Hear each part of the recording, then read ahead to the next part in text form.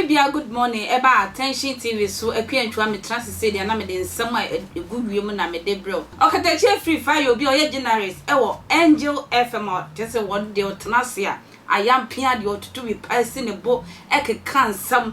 Eh!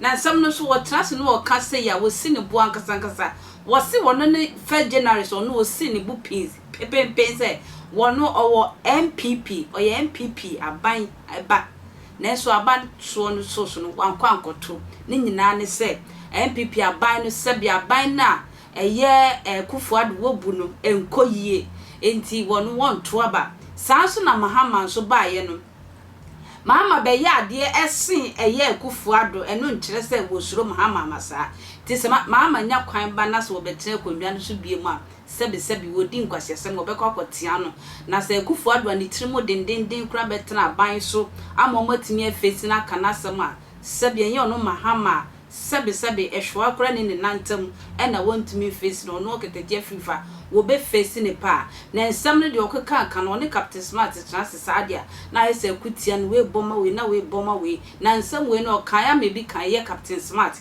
ebi kan ye John Dramani Mahama ebi kan Kevin Taylor hoti abroche mantwo no so etutuma Ganafo ebi kan omo nyina ebi kan Kufuado amembo sebe fun a wo bu nyina Okatakyie Afrifa eka ni nyina se wono wonsuro bia oye bold nti wo mo se oye hypocrite obi o sine bo eka no kra bia Ganafo se oye hypocrite sana aban bia bana so wanye na dwuma yi a wo be kan Kufuado amembo obetra so bu edi eye sebe eye amembo fun pa ena Kufuado ebebuye nti wo mo twen se Mahama nya kwan ba wo mankasa ebe facing bio maya ko Okatakyie Afrifa omrasesia now we stomach journalist hypocrisy full okay but ma mention the enti odwe sem ye stomach journalist ni eni nkomu bi enipa no wo mo ye NDC supporters nende no hwe wo ka bibi tia John Mahama nenra Okatakyie wo kan say no wo makofa de Okati a eye ayiba womia no okay so the same person muso ye hypocrite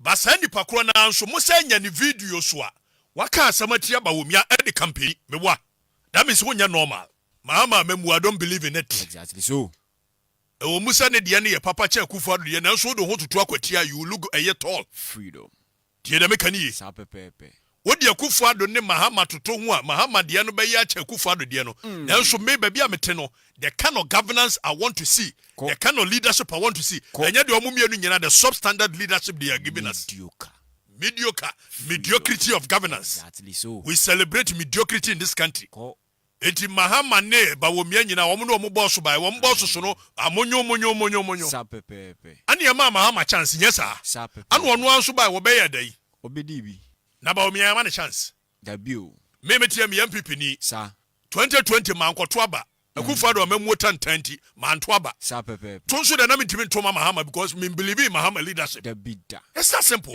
secret why is it so difficult for people to understand a simple term say obia wo na adwena wo de nam wiase sa pepepe me say Mahama mamuo oba 10 years kura nyam fe freedom because oni boss and magina ono anani aka kire exactly so na ono anani mitimi ka kire na wo no ati abonten no ye hwan a wonya hwe ekotwi fa ndisi de omso omonti ase onti ase se die ntia me ma ban kura me kasa tia no etimo no monti ase se die ntia sa pepepe daba na Mugabe ma sitimi nya tumi kasa tia eye ndisi aban ko bobi anse wakasa tia ndisi aban ana ko I am the only journalist in this country belonging to MPP fraternity, and yet I am able to chastise my own party. Freedom. You nobody should sit there and say nonsense. Exactly so. And Okatakyie a hypocrite now. Who the hypocrite? What hypocrite I say? Omuntiase. What you say? Omuntiase. Obi e nyachum.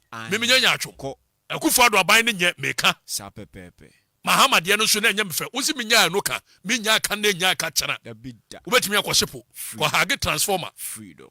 Jeza Kufuado aba. Ana Kufuado afa akasha no ahoro Mahama. Fita. Na nya Kufuado amemu tantan ka Mahama ko benya no okuruma. Da bida. Ana nipa na to abeti a Mahama no mabodam. Wo be se o cheso mom tuti ani nyina bodam. Bise biom. Mo me nka no kura bi kura imu e. Freedom. Ba wo mie wo kwa wo be so wo je ne de. Wo je wo toto. Sa pepepe. Koso na be gina obeka abrofo kire mamfo no when the fundamentals are weak the exchange rate nso ba ye na expose utui exchange rate bo na ebom to exchange rate bo na ebom to exchange rate ana ade nam ne ye na mamfo no ade ma ototo ko sanete freedom na unya omo madwene mu ha omo se me hypocrite nyina so omo da so nya me video a makasa tia ban e boss video no omo bo video omo so ye hypocrite na unim nyansani eti hypocrite wote ase de unya me video nya me audio body tia ba wo me a me nya hypocrite e means me timi hwetu me anim kasa tia tumi exactly so o tie ye bitimi kwotena America baabi no omo sho omo yire no mo basement na asuoja ne ye dede yenso aban yi kwa aban ba wei sejo Mahama nyame ya na dom no osa ba biowa ye ne betena krom ha ya baabi asi ye ne yam ye ne be yam baabi asi ye ne chim ye ne be chim asi ye hye ne yem ye be hye ne ye be head na ye die ti be gu ne headings sana tie pensisa ye nwane so ko baabi freedom akufado ko ye na tena 8 years na jo Mahama akufado ntrim odi o One come not 8 years. Not your mama. Where's the oh dear, you don't even know way. And now growing soon quan will be a friend arrogance. Just say something previous come back and up here. This Jimmy and T. And then 3 days Joshua come back from work comes Okatakyie. So what you are doing, you are not and I'm sitting there say baby I'll call her video no so Makaba will me at the other home. Obviously there be Mahama deal you sent. We'll get serious in this country. They are not serious. Huh? Be serious. I speak against the Kufado's government. Mahama bebubi. Eyena Mahama mebu amemwa kamini hwe kafana ho. Exactly so. Me da sisa wo twem akra.